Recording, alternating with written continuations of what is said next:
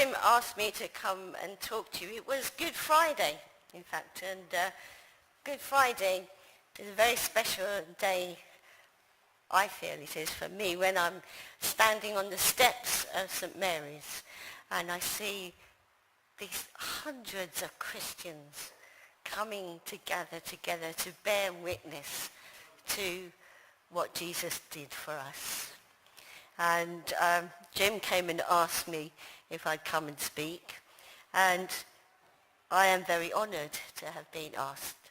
And Jim, you are welcomed because you are a special person.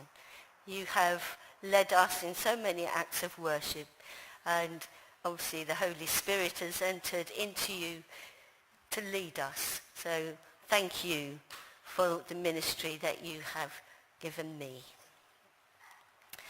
Well, I apologise for not coming sooner because it has been rather hectic up the road, and I did announce my retirement from full-time ministry in January, and I wanted to do that so that people got used to it and we could start to plan for the future.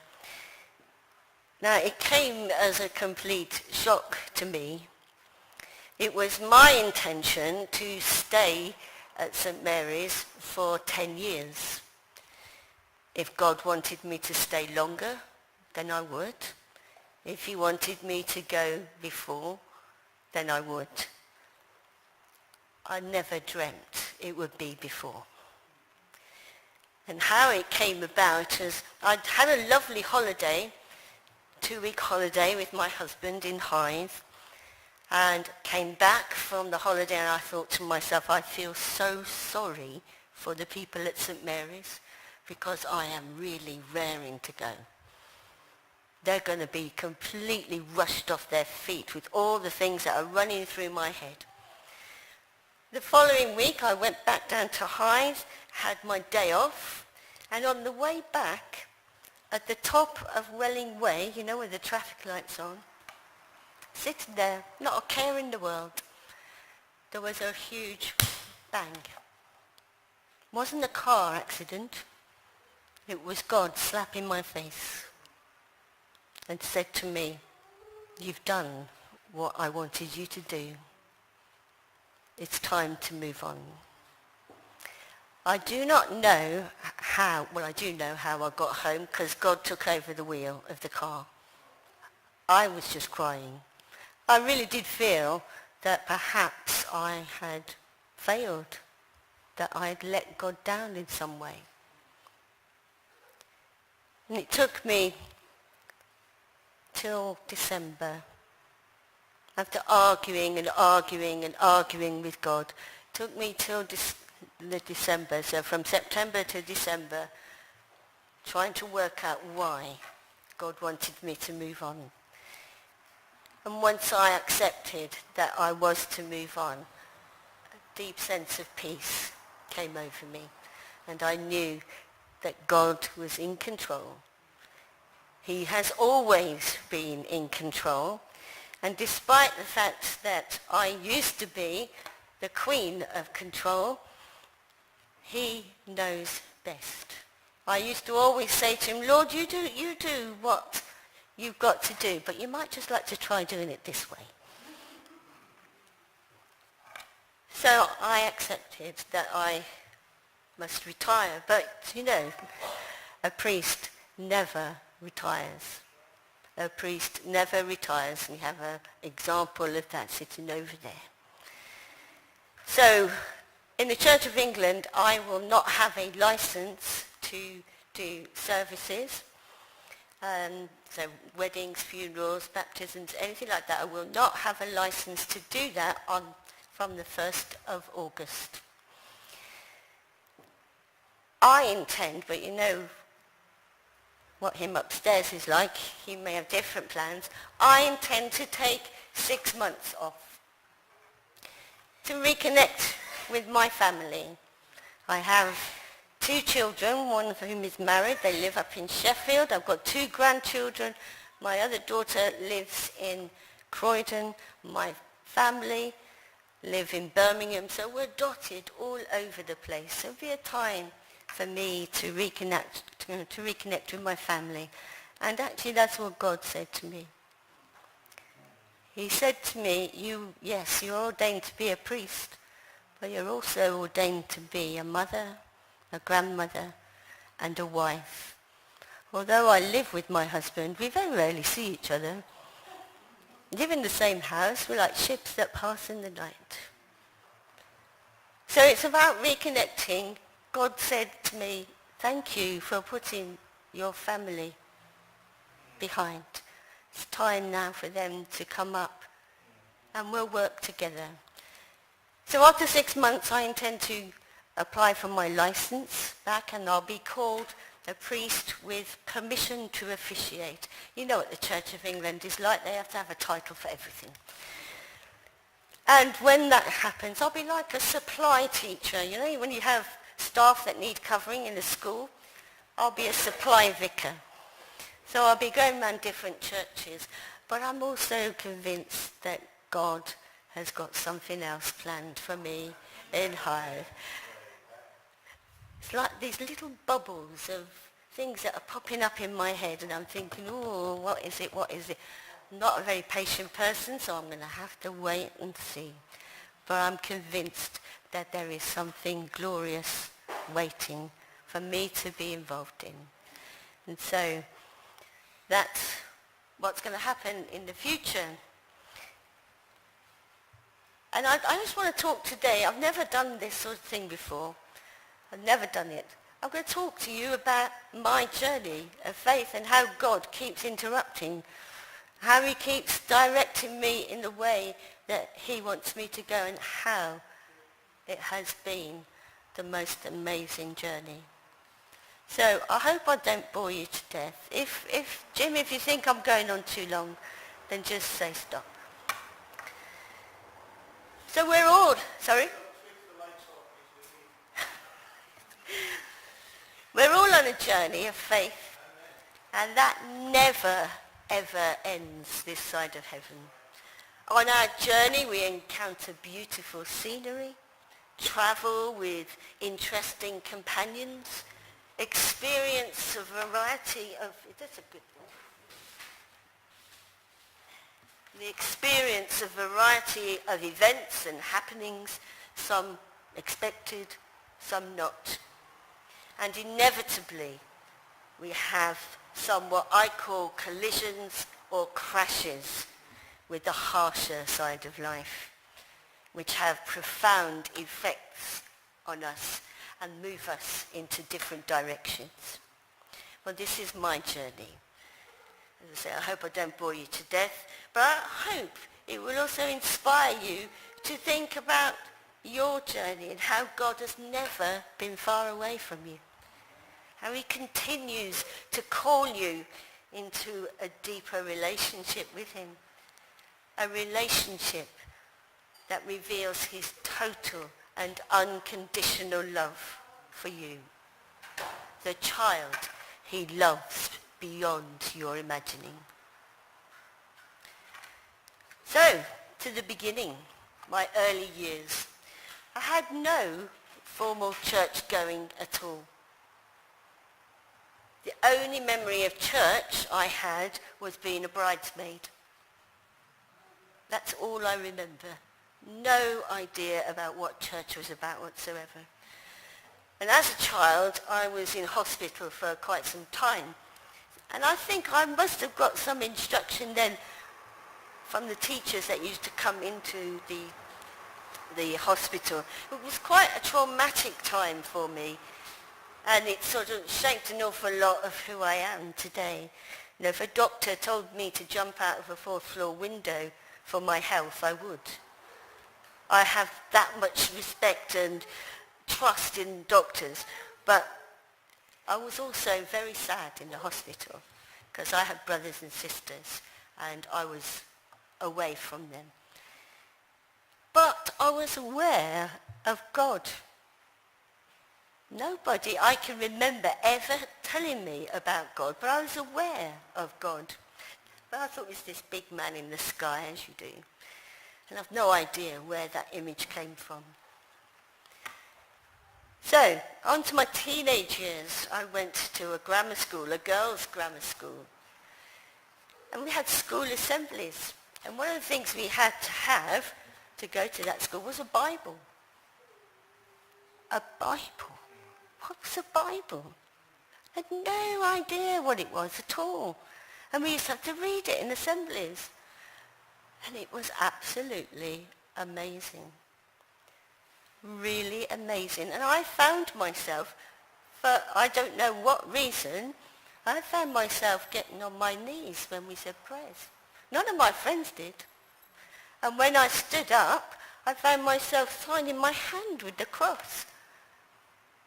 I think that was God saying, hello, hello, I'm here, I've got something for you to do.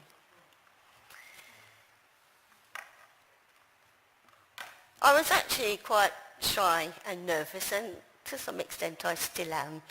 Tend to put on a mask, don't you, sometimes in various situations. So I did actually develop quite an aggressive side in order to protect myself. But there was one saving grace for me. Music. Music was my life and my saviour on many occasions, because it did get me out of a lot of bother at school. And it was, and still is, my gift that God has given me. And it's interesting, isn't it, how God uses our weaknesses. In our weaknesses we find his strength. I'm actually hearing impaired. I am deaf in this ear, and yet God gave me the gift of music. And you'd think with hearing, you'd obviously need both. That worked. And she came in very useful later on in life when I became a teacher of teenagers, because I could lip read what they were saying. So then, during my life, as I said to you at the beginning, we do have collisions or crashes with the harsher side of life. And the first crash for me came through death. It was my Uncle Billy. He was a much-loved uncle. He was handsome, he was funny, he was very encouraging to me. I remember I used to really, well I still do, I don't particularly like my name very much. And I was really, really fed up that all my friends had longer names that they could shorten. And I just had Kim. But my uncle said I was very lucky, because I had a middle name that I could add to my name, and therefore I could have a longer name and they couldn't. So he called me Kimmy Liz. I absolutely adored him. I really did. But at the age of 30, he got cancer, and it was a particularly vicious form of cancer. In 3 days, we were told he had 6 months to live. The next day, we were told he had 6 weeks to live, and the next day he died. And so, as a teenager, petulant teenager, I remember standing in our lounge and shouting up, I don't believe in you anymore. Shouted at God, I don't believe in you anymore. How can you possibly take my uncle away? So God takes it, doesn't he? He's big enough to take our anger. And he knows that we were hurting in a big way. And so he led my mum and I to stay up till 4 o'clock every day, 4 o'clock in the morning, I had school the next day. We used to stay up and talk about why are we here? What's the meaning of our lives? And it always felt like we were climbing the mountain, and we were just almost at the top. And if we could just get to the top, we'd understand everything. But it never happened. And so we decided, well, we'd better go to church. And so we went to church. and I got very involved in the church. I helped run the youth club. I was only 14 at the time. I used to play the organ for them, and on my 18th birthday, my mum and I were confirmed.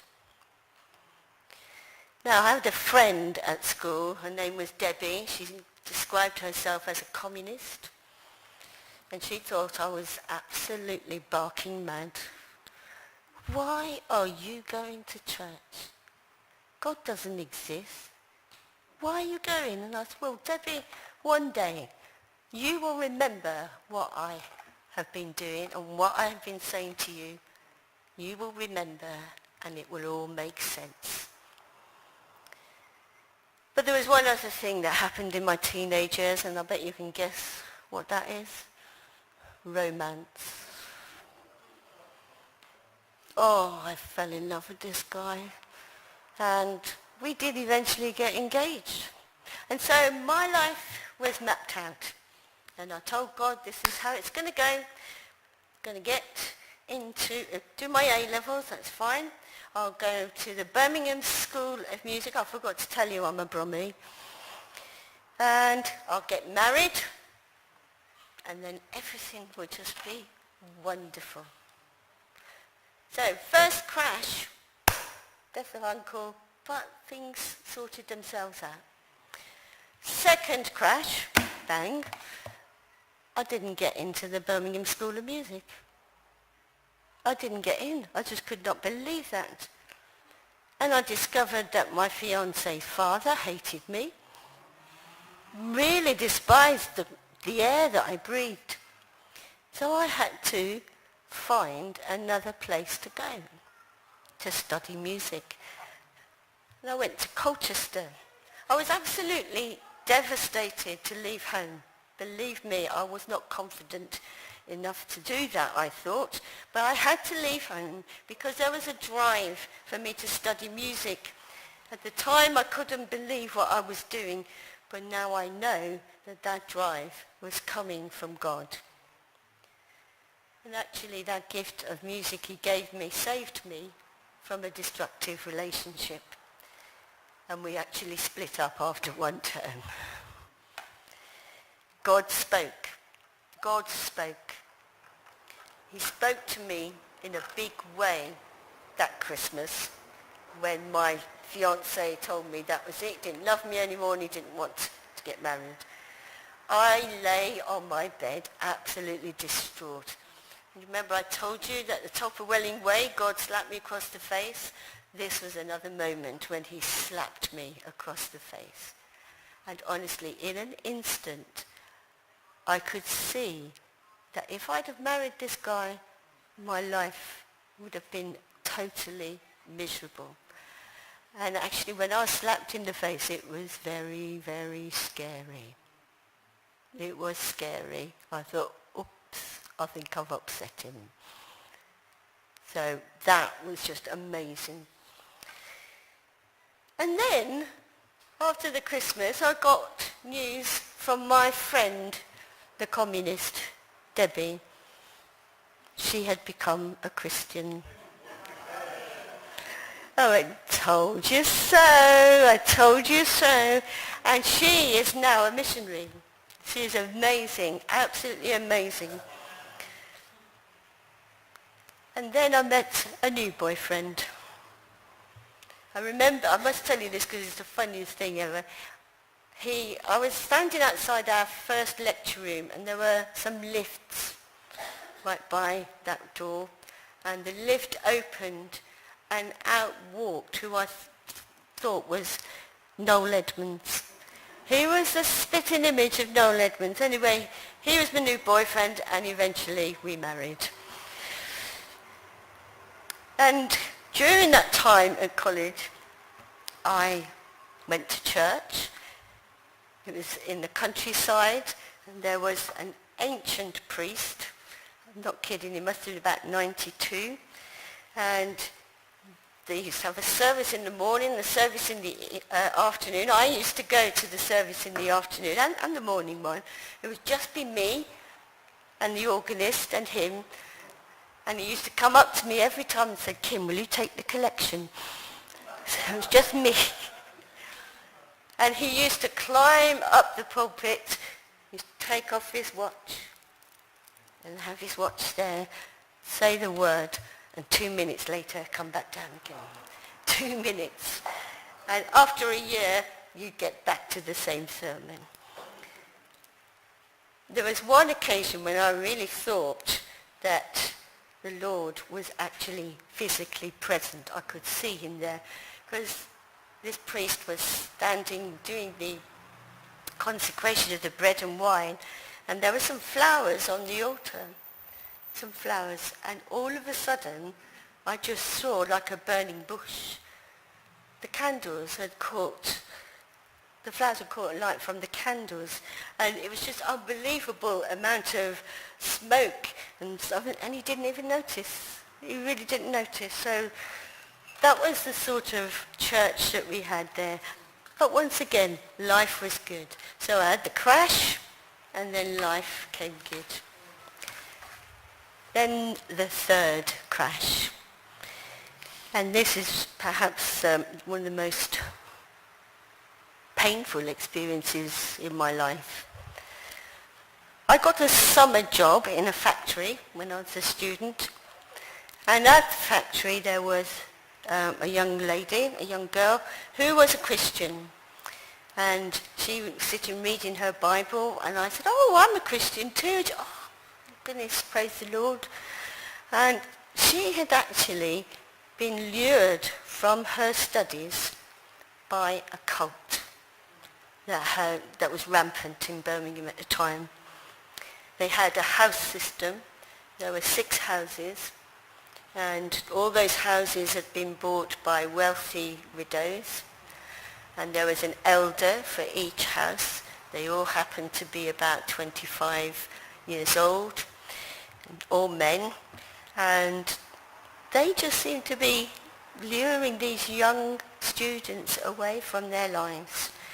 And it was, but I was lured into it too. That's the thing. I can't really blame these young people. I was lured into it too. And there was this one night, this Friday night, when all the houses came together and all the elders met. And I thought, this is going to be great worship, great fellowship. But the 6 elders took me upstairs and left everybody else downstairs. And yes, they basically berated me. Told me that I was a fraud, that basically I was a Pharisee, that I didn't live my life in the way that God wanted me to, and that it said in the Bible that Jesus said you have to hate your mum and dad. And they kept me there, shouting at me. They asked me about my boyfriend, and they said he was a child of the devil.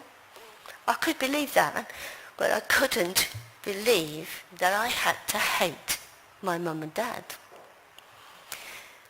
I used to have hair that I could sit on, and I ran out of that room, down the stairs, got to the front door, but they caught me and grabbed me by my hair and dragged me back upstairs and made me phone my boyfriend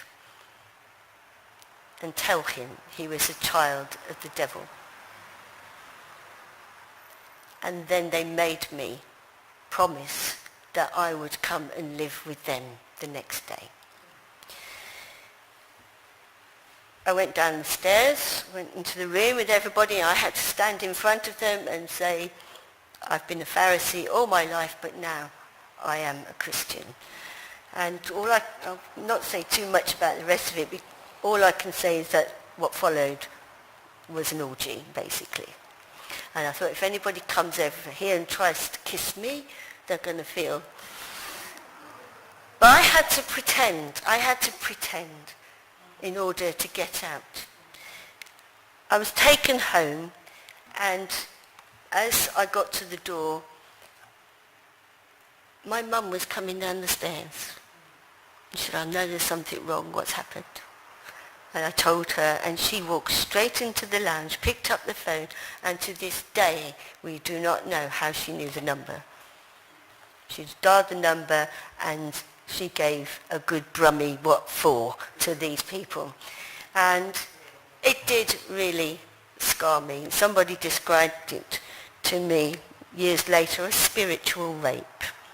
That's how it felt. Sadly, it didn't have a dramatic effect on my faith. It made me unconscious to God. What if they were right? If they were right, I couldn't actually believe in a God that expected such hatred from me.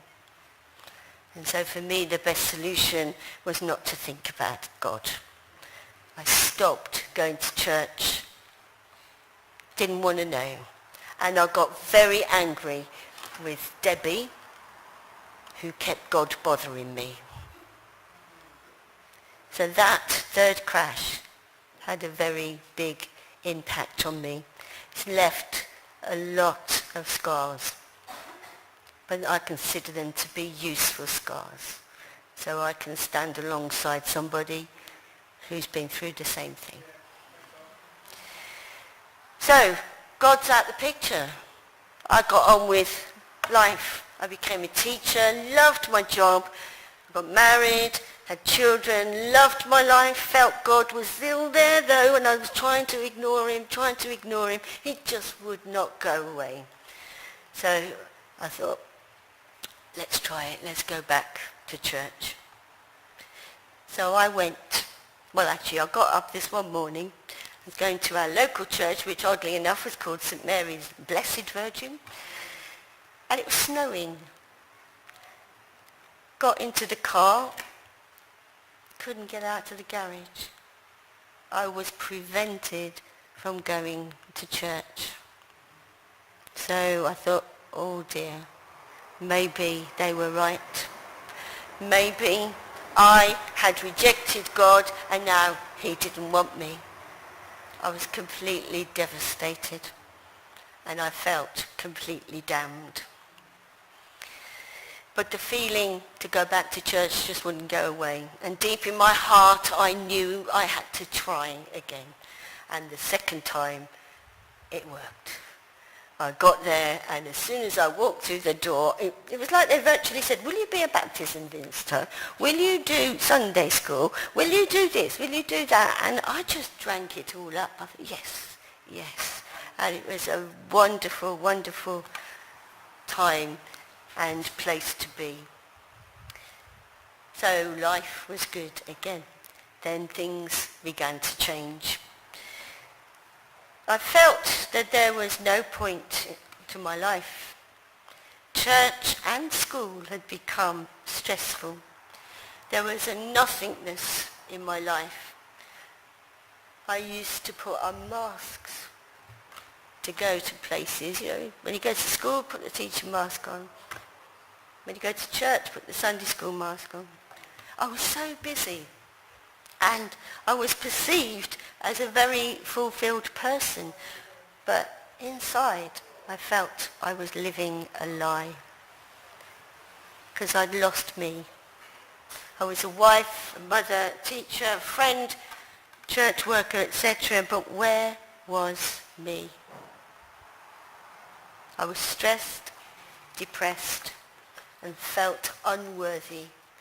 I felt like I was an awful person. It was a very, very black period. The more successful I was, the more I despised myself. So in the middle of all that, the last thing I needed was a fourth crash, which was the death of my father.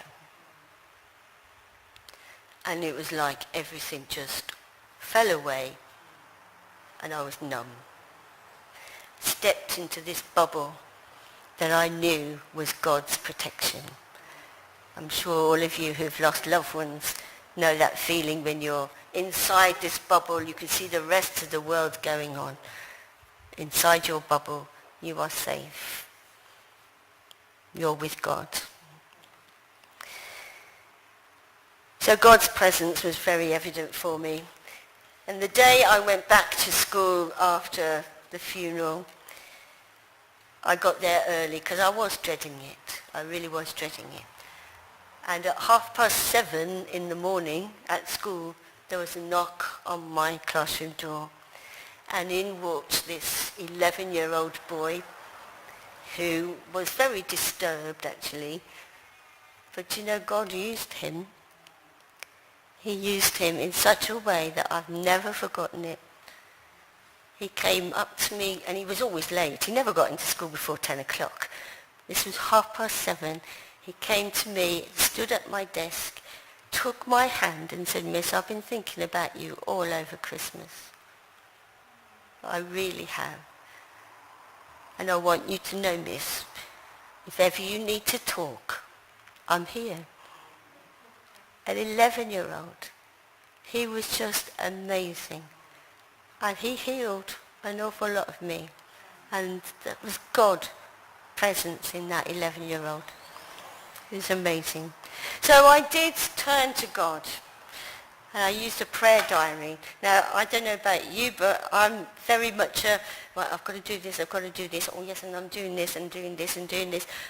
Things go flying around in my head all the time. So I used a prayer diary to just write down my conversation with God. I tell him all the things that happened during the day, and what do I do? What do I do about it? You know, give me some sort of words of wisdom, and I'd find myself writing answers down. And when I read them back, I thought, that's not me. That's God answering my prayers. And I felt an overwhelming sense of forgiveness. I felt an overwhelming sense that I was worthy. And a realization, though, that if I didn't accept this forgiveness, I was in effect saying to God that what Jesus did on the cross wasn't enough for me.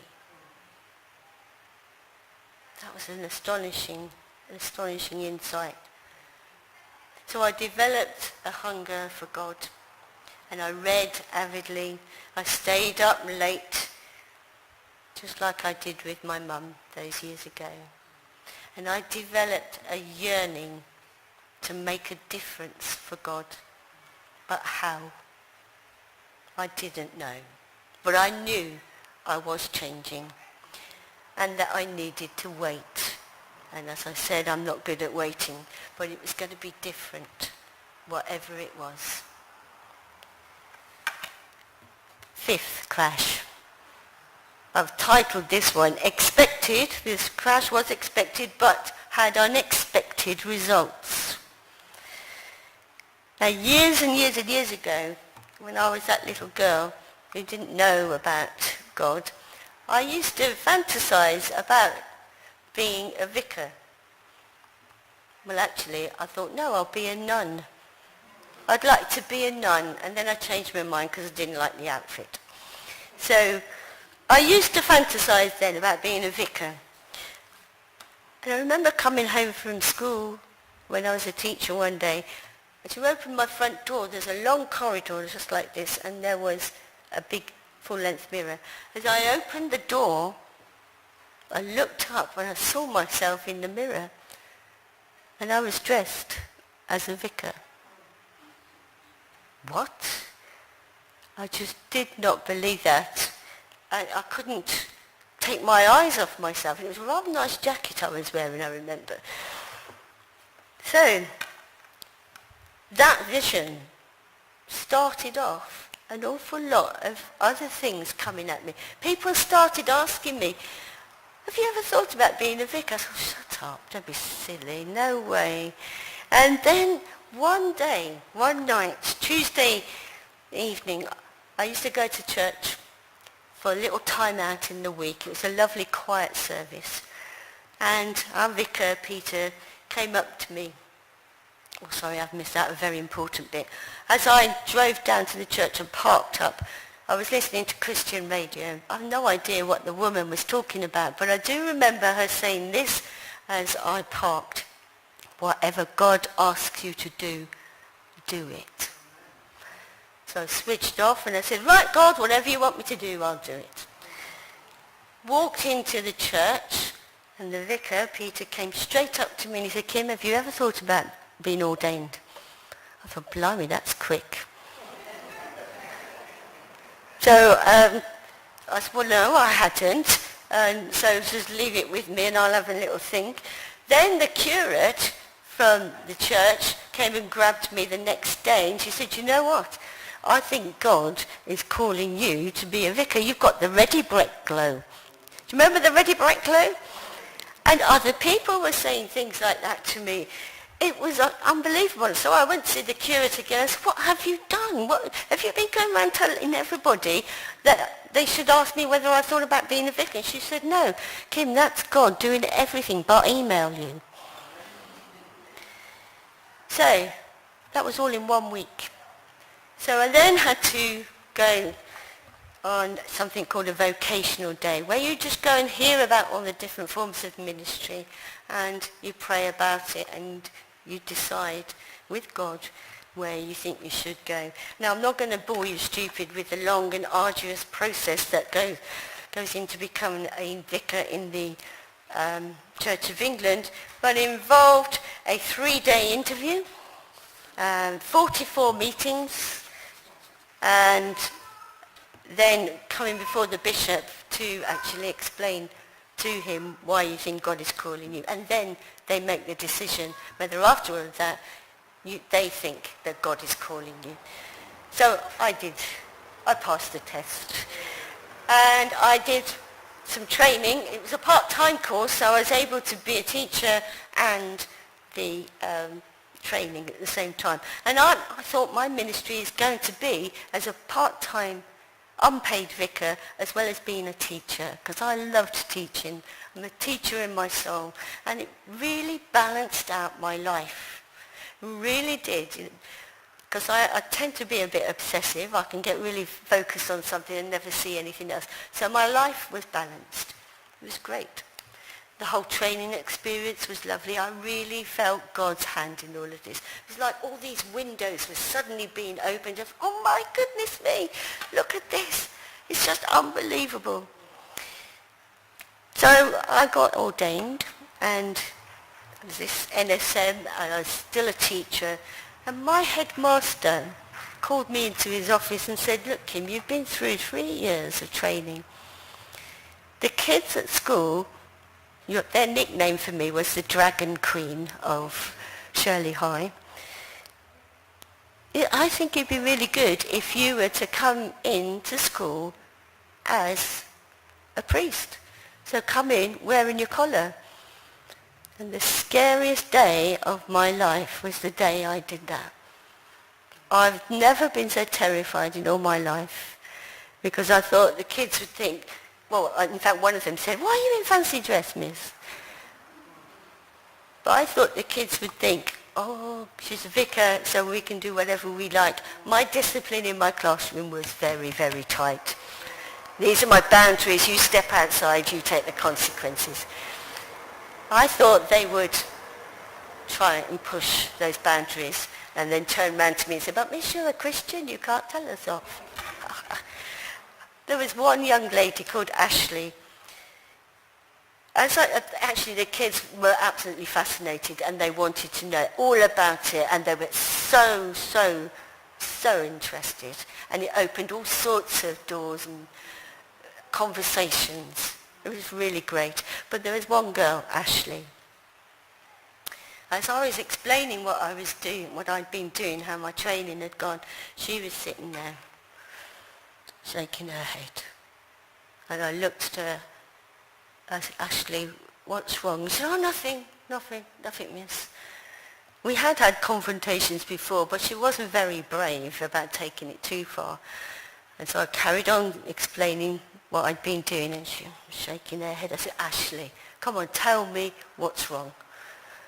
And she suddenly plucked up the courage and she said, miss, you're too horrible to be a vicar.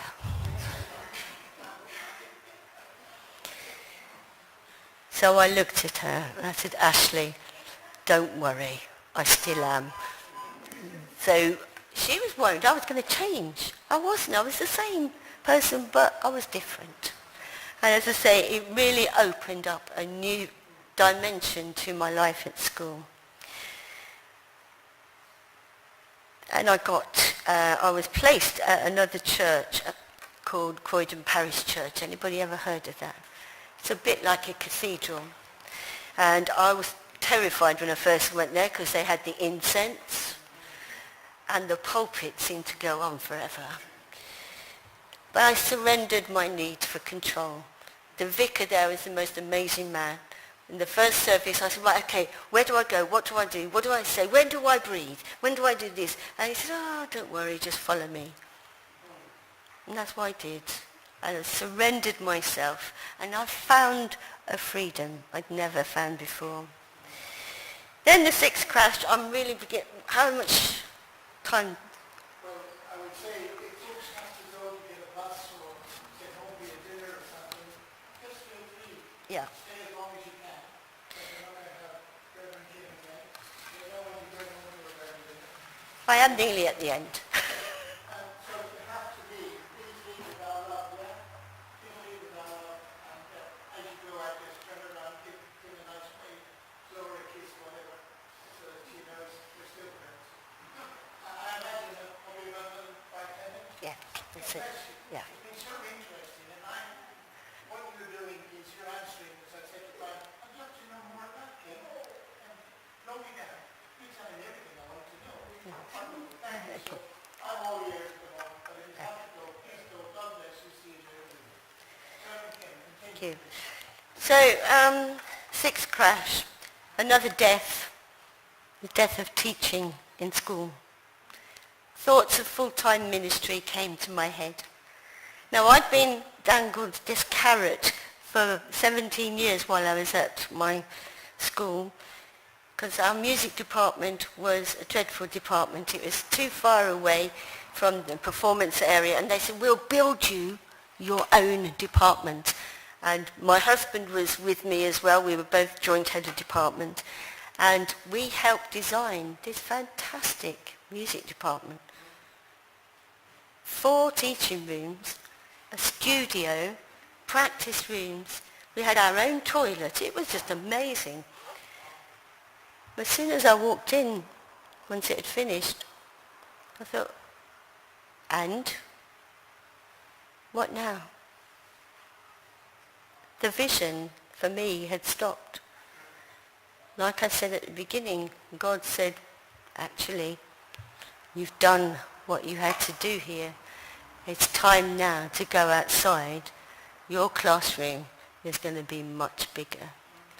So those thoughts of full-time ministry came, and I had to be reselected. Church of England again. Can't do anything without a form. And I was sent to a professor at Cambridge. Oh, I did feel posh, walking through those cloisters, but trembling at the knees as well. But he was lovely, and they all recommended me for full-time ministry. And Croydon Parish Church had a daughter church called St. George's, which was on a council estate, and that's where I knew my ministry was. Community work. And they were just wonderful, down-to-earth people that had me in stitches every single week. There was the time we nearly set fire to the church on Ash Wednesday, when we had to burn the palm crosses, and my dear friend Roy put too much, I think he put some lighter fuel on it, and we so then those little bubbles of ideas started to come back after 4 years at St. George's, and that's when I moved to St. Mary's. I was actually quite worried when I first came here, because you know all about the what people say about suburbia. Everybody has their own castle. They don't want to open the door to anybody. So I was worried about that. I worried that there wasn't going to be a sense of community, but how wrong could I be? All the things I feel are part of my ministry were here, and one of the most important things was the ecumenical aspect. We are all here to bear witness to the love of God. So coming here today, my last outside gig, so to speak, is so important to me. We all express our ways of worship in different ways, and I thank God that we do. Uniformity is not unity. We all believe in one God, Father, Son, and Holy Spirit. How we choose to express that is a gift from God. I love coming here because you sing the most amazing songs. I love my church too because we sing the most amazing songs. A couple of weeks ago, I really freaked them out by having a drum kit in church. But they loved it. It was the kids that did it. They led the service. It was just amazing. So I firmly believe that we are all created to be a certain person. After all, we are told in the Bible that God knew us before we were even born. And on our journey this side of heaven, we travel a path that leads us to the person God created us to be. And I am now about to travel a new path on my journey. And I'm not going to call it a crash, because I don't think it is a crash. It's a sailing on into a new chapter. And as I say, I'm going to be moving on a new path in my journey. It may sound as though it's the end of a journey in terms of my life as a priest, but I intend to take up the gifts that God has given me, my music. I have rediscovered the geography on the piano. I can play the piano again. Art. I want to learn how to paint. I can draw okay, but I want to learn how to paint. And I have an overwhelming desire to learn to speak Italian. I only know one phrase, and that's called Ci vediamo domani. Doesn't it sound sexy? Actually means see you tomorrow. But I also know that there is something, as I said, something beyond that, whatever I can imagine, waiting for me in Hive. Now our journeys are all unique to us. They're all exciting and challenging. And God is calling each and every one of us to walk with him, to go with him on a journey of discovery, the discovery of who we are meant to be. And throughout this journey, we have an amazing companion.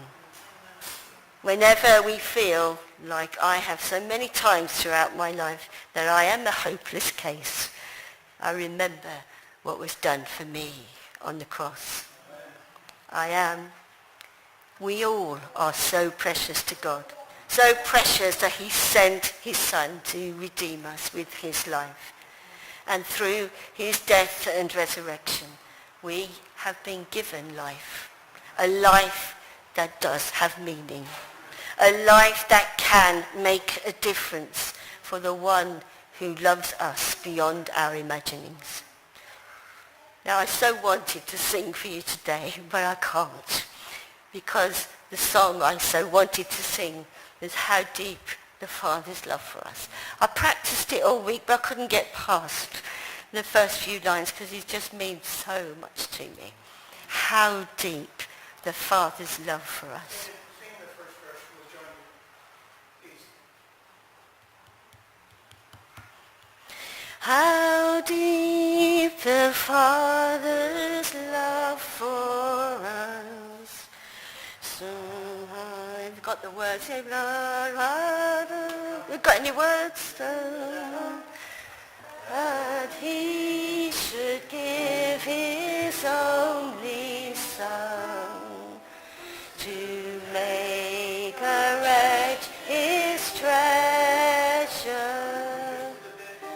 How great the pain of searing loss. The Father turns his face away.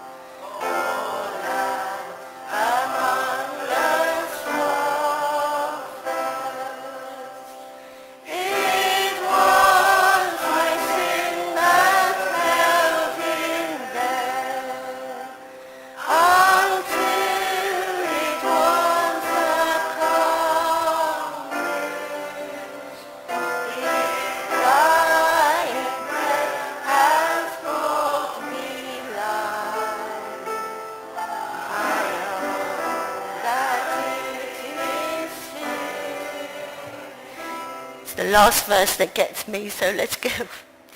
I will not boast in anything, no gift, no power, no wisdom, but I will boast in Jesus Christ, His strength and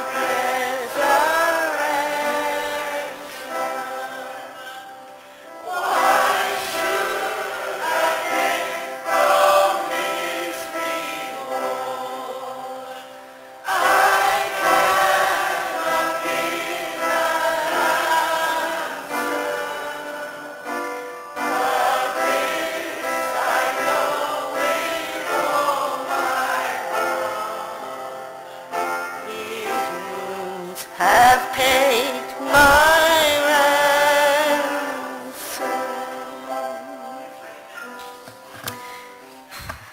His wounds have paid my ransom. I am going to finish now with a poem that I read. It always brings me back to the gospel, to the good news that I am unconditionally loved by a God who is so amazing. So I'll read this poem and then I'll finish with a prayer. Okay? The poem is called I Am Your God. I am your God. I am your creator. I know why I made you. I know what you are made for. I know the meaning of your existence as human, but also of your existence as you. I love you more than you can imagine. I love you as much as I love anyone else. I love you no matter what you did today. I love you as you are, just as you are. I love you and want to take you from who you are and make you who you can be. I am your God. I know that you are longing for love. The world's love is so fickle and brittle, so dependent on what you achieve and do. I just love you. I am your God. I know that you have a longing to be someone. The world will offer you 15 minutes of fame and then you will be a no one again. I just make you an heir with me and a joint heir with my Son. I am your God. I know that you have a longing to be transformed. The world will offer you books and magazines, self-aid tests and New Year's resolutions. I just give you my power. I am your God. If you have no other gods before me, then you have your identity in me. Who needs anyone else? Let us pray. Father, I abandon myself into your hands. Do with me what you will. Whatever you may do, I thank you. I am ready for all. I accept all. Let only your will be done in me and in all your creatures. I wish no more than this, Lord. Into your hands I commend my soul. I offer it to you with all the love of my heart. For I love you, Lord, and so need to give myself, to surrender myself into your hands without reserve and with boundless confidence. For you are my God. Amen. Thank you.